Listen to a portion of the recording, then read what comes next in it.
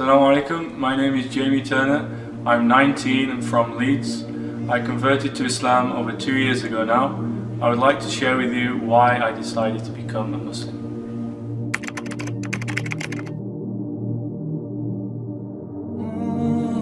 When I was younger, I was brought up in a non-religious environment. My mother would refer to herself as a Christian. She didn't actually practice the religion though. She had me christened as a child, but because she didn't actually practice a religion, I wasn't really taught or given a specific religious tradition to follow. Rather, I was free to choose whichever perspective suited me best. Despite not being given a religious tradition to follow, I did think that when I was younger, I would say I believed in God. I didn't think that it was sensible to say that our existence, the whole universe, came together by chance. And from a very young age, I was interested in questions of God and the purpose behind our lives and so on. So I would say around the age of 7, 8, I would think more deeply about this question, and as a result, I would say I was a believer in God, but not actually believing in a particular religion at this point. As I grew older, I started to question the existence of God and these kind of things.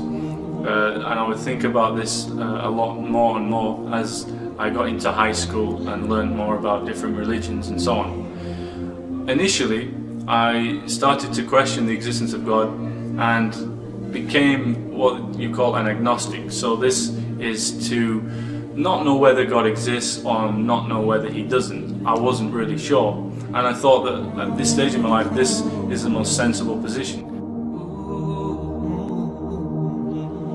After acquiring this agnostic position or stance in regards to the existence of God, I became increasingly dissatisfied, unhappy with this position. I wasn't happy with saying I don't know. I wanted to be more certain and be more sure. As a result of this increasing dissatisfaction with this position, it made me, or facilitated me, to think and question the question of God once again. I decided that actually I would return to the initial belief I had when I was younger.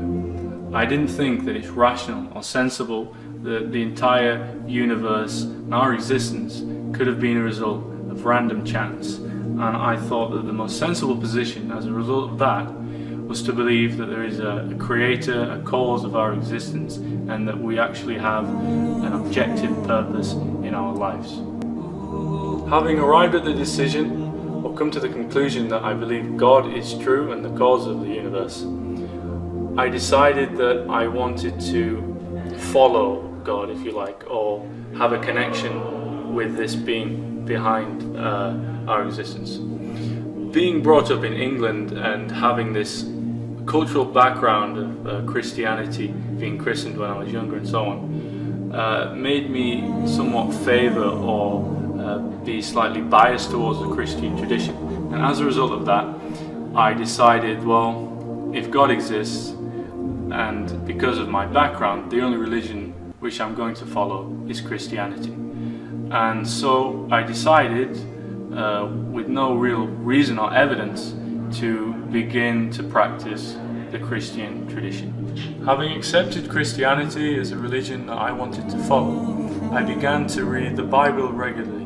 I would read it most nights, and this would be the way in which I wanted to gain a closer connection to God and to gain a better understanding of the Christian tradition. After a while of reading the Bible and affirming myself as a Christian, I started to attend the local church, which was very close to my house.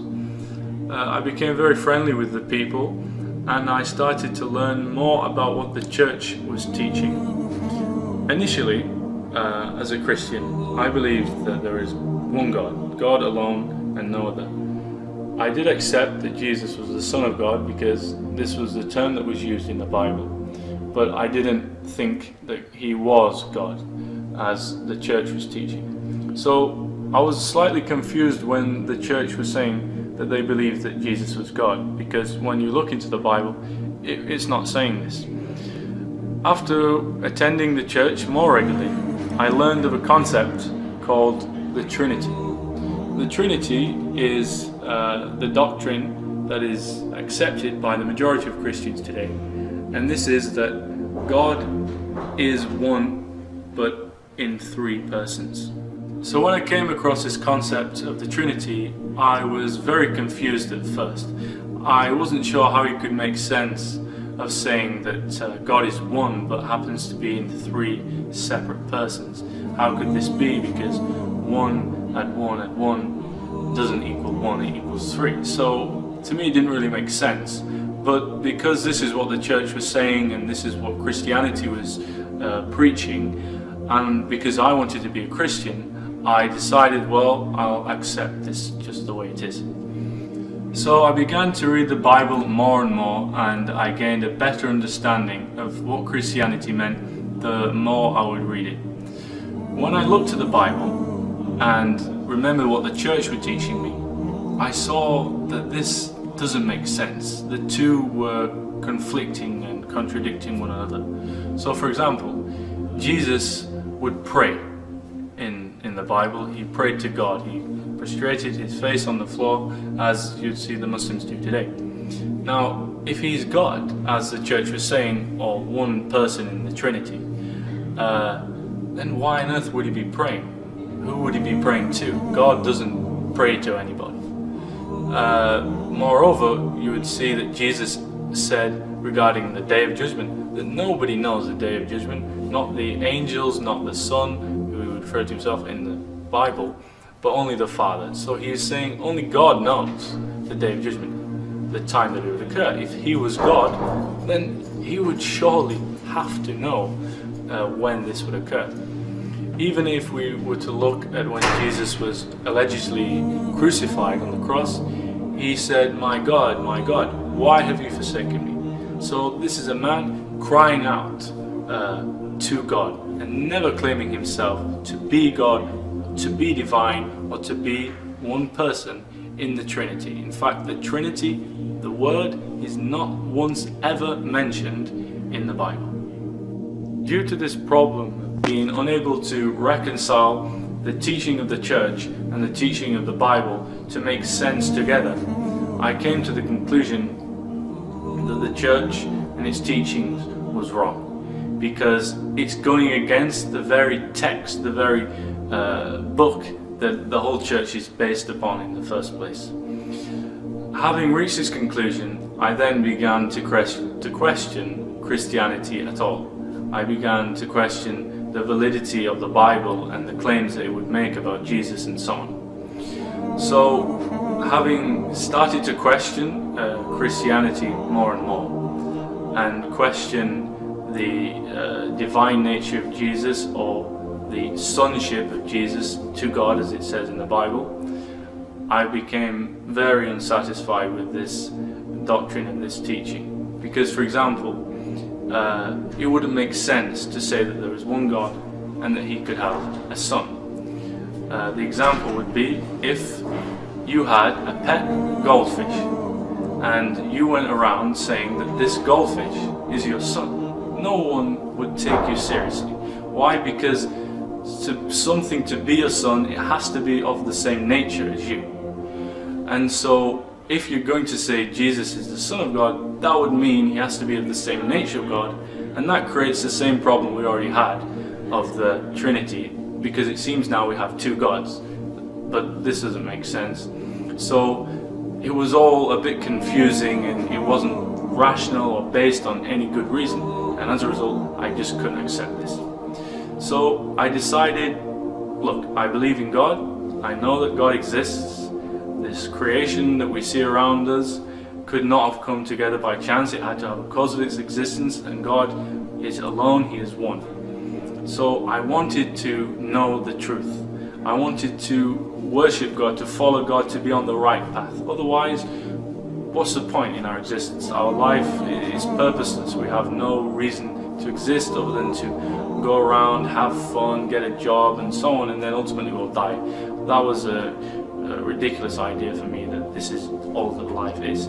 So I decided first and foremost to look into Islam. Why? Well, because Previously, when I was a Christian, I had many discussions and debates with my Muslim friends, and Islam was already something that I saw to be fairly appealing because it was rational. It makes sense of the nature of God, to say that He's one, alone, not like the creation, transcendent, above and beyond it, and so on. This makes sense, and that He would send various prophets over time: Abraham, Moses, Isaac, Jacob, Jesus, and finally Muhammad, peace be upon them all, to different nations and different tribes and places. This was something that made sense and didn't create the confusion and the problems about the nature of God that we saw from the Christian tradition. Due to the initial attraction that I got from looking into the Islamic tradition through speaking with my friends, I decided that I want to look into this religion further. I wanted to see whether this religion wasn't just one that was appealing or made sense. I wanted to see, is this the truth?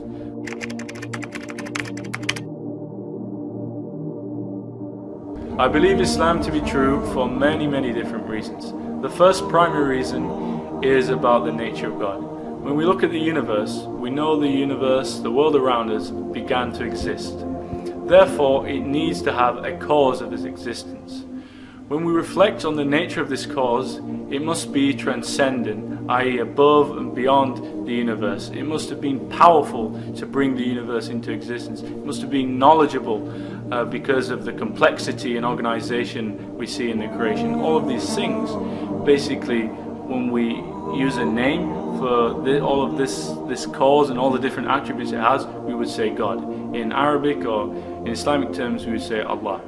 So that's the first reason. The second would be when we look into the Quran. The Quran, Muslims believe to be the divine revelation from God. When we look at the historical context of the Quran's revelation, we know that this could not have been authored or devised by a human being. First of all is the literary, linguistic challenge of the Quran. In the Quran it says, if you are in doubt about this book which we have sent down upon our servant, meaning the Prophet Muhammad, upon whom be peace, then produce just a single chapter like it. When we look into the Arabic language, all of the Arabic texts form into two main literary forms: poetry and prose.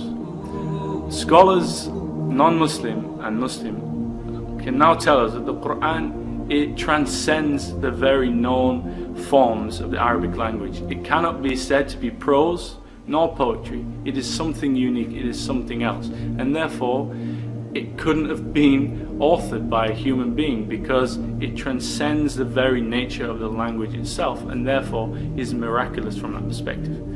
Another reason would be that the Quran mentions things that couldn't have been known at that time. For example, in the 20th century, we discovered that the universe was expanding. This was mentioned in the Quran 1,400 years ago. When we look at the fact that the sun and the moon and the earth orbit, this is again something we only found out in modern astronomy. This was something that was mentioned in the Quran 1,400 years ago, and all of these many different points. The third point could be about the historical miraculousness of the Quran. For example, again, the Quran mentions things that we've only found out recently, 1,400 years ago. Interestingly, when we look into the Bible, at the time of the prophet Moses, it says there was a Pharaoh.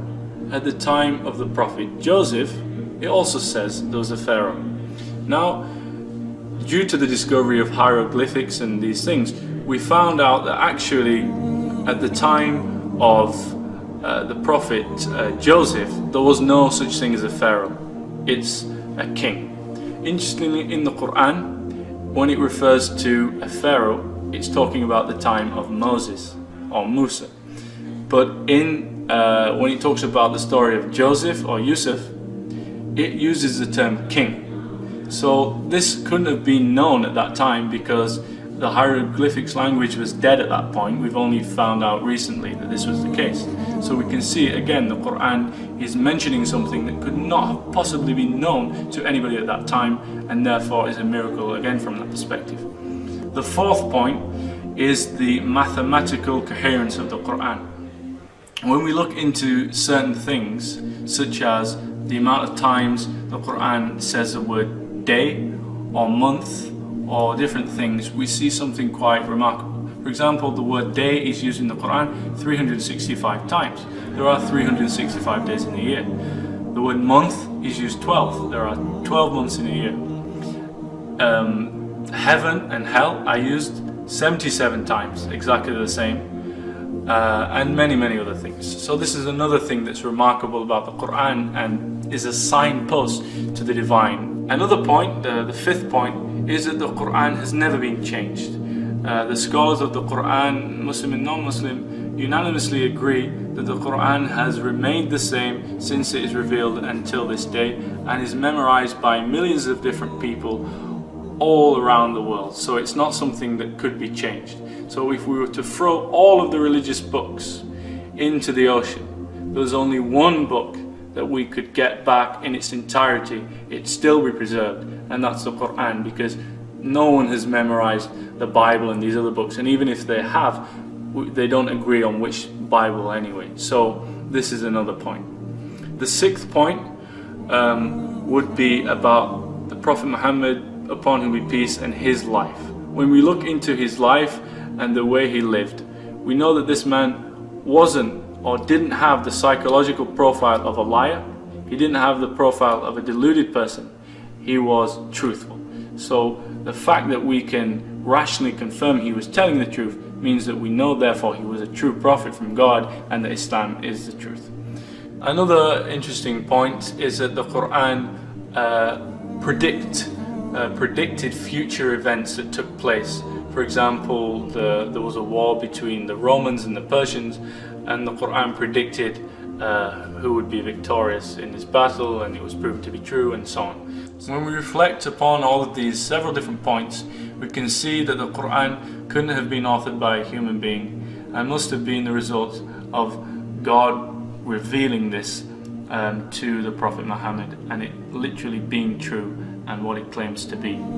So therefore, it makes sense to say that Islam is the truth, that the Quran is the word of God, and that the Prophet Muhammad, upon whom be peace, is the messenger of God.